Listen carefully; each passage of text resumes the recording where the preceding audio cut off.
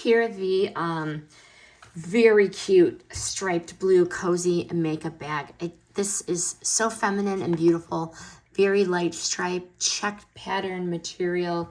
It is cuter than I expected. My kids are so different. This one is going for that pretty feminine look. Very, very nice. The blue stripe design feels fresh and clean, and it has more structure than I actually thought it would. Why I like these for them: number one, it fits more than you'd expect. Anything in here is for illustrative purposes only. It comes empty, okay? So she's got a couple things in here, deodorant and some sprays, but I'm going to fit a full-size hairbrush in here with no problem.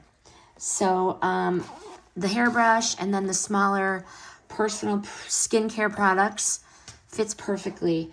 I like the structured base. It's going to fit in her backpack.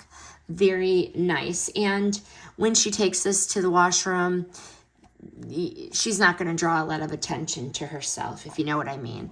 Very pretty bag, cute little bow, soft textured outer fabric, cozy, elevated, does not look cheap whatsoever. I really love it. Would I buy it again? Absolutely. And it checks all the boxes. Stylish, roomy, practical, very, very nice. Highly recommend.